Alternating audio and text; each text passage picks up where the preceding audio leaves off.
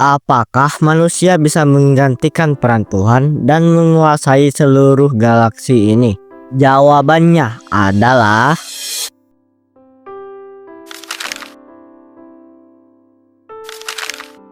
hubungan antara manusia dan Tuhan merupakan tema sentral dalam banyak tradisi agama. Dalam perspektif Islam, manusia dianggap sebagai makhluk ciptaan Tuhan yang memiliki misi untuk mengabdi dan mematuhi perintahnya. Relasi ini mencakup aspek ontologis, di mana Tuhan sebagai pencipta memberikan eksistensi kepada manusia, dan relasi komunikatif yang melibatkan ibadah sebagai bentuk pengabdian. Manusia juga dianggap sebagai khalifah di bumi, bertanggung jawab untuk menjaga dan mengelola alam.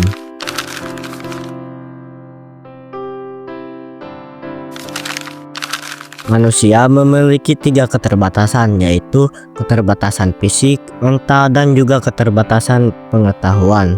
Dalam keterbatasan fisik, manusia memiliki batasan dalam hal kekuatan fisik dan kemampuan motorik. Beberapa individu mungkin mengalami cacat atau kondisi kesehatan yang membatasi kemampuan mereka dalam melakukan aktivitas tertentu. Keterbatasan mental, setiap orang memiliki kapasitas kognitif yang berbeda-beda. Keterbatasan ini dapat berupa kesulitan dalam berpikir kritis, menganalisis informasi, atau mengatasi stres. Hal ini seringkali mempengaruhi pengambilan keputusan dan interaksi sosial. Sementara dalam keterbatasan pengetahuan, manusia tidak dapat mengetahui segalanya. Pengetahuan seseorang terbatas pada pengalaman dan pendidikan yang dimiliki. Oleh karena itu, kesadaran akan keterbatasan ini penting untuk mendorong individu mencari informasi dan belajar lebih banyak. Keterbatasan berpengaruh terhadap kehidupan manusia, seperti kerentanan terhadap kesalahan, dampak pada pengambilan keputusan, implikasi pada perkembangan pribadi.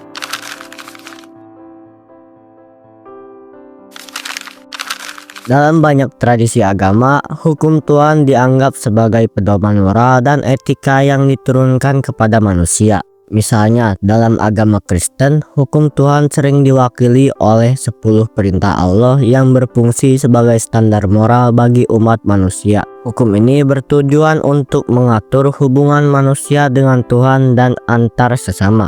Di sisi lain, hukum manusia merupakan aturan yang dibuat oleh individu atau masyarakat berdasarkan nilai-nilai etika dan moral yang seringkali merujuk pada hukum Tuhan. Dalam konteks Indonesia, Pancasila sebagai dasar negara mencerminkan penerapan nilai-nilai hukum Tuhan dan kehidupan berbangsa dan bernegara. Hukum manusia diharapkan dapat beradaptasi dengan perubahan zaman, tetapi tetap berlandaskan prinsip-prinsip universitas dari hukum Tuhan.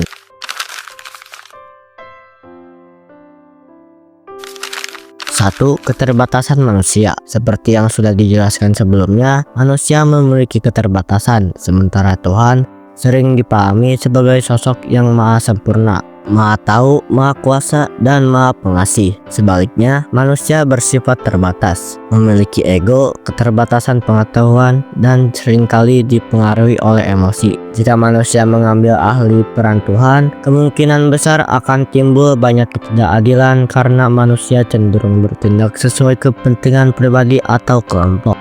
2. Akan kehilangan konsep Tuhan. Jika manusia menggantikan peran Tuhan, nilai-nilai absolut yang selama ini menjadi pedoman moral mungkin akan bergeser. Konsep benar dan salah bisa menjadi relatif, tergantung pada siapa yang memegang jabatan tersebut.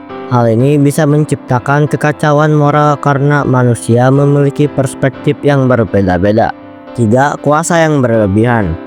Kuasa yang terlalu besar tanpa kontrol seringkali membawa kehancuran. Sejarah sudah menunjukkan bagaimana manusia yang diberi kuasa absolut, misalnya diktator, sering menyalahgunakannya. Jika manusia menjadi Tuhan, konsekuensi ini bisa jauh lebih destruktif. 4. Akan kehilangan makna spiritual. Bagi banyak orang, keberadaan Tuhan memberi makna dan tujuan dalam hidup. Tuhan adalah sumber harapan, terutama dalam situasi sulit. Jika manusia menggantikan peran ini, bisa jadi kita kehilangan dimensi spiritual yang penting untuk keseimbangan hidup.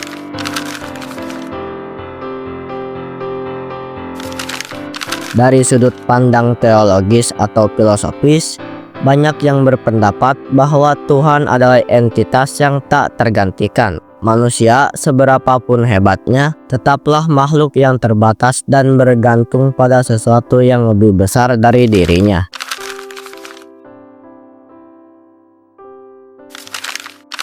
Oke guys, gimana menurut kalian? Jika ada pendapat, tulis di kolom komentar ya. Sampai sini dulu aja untuk videonya. Jangan lupa like, comment, dan subscribe. Dan see you next time. Bye-bye.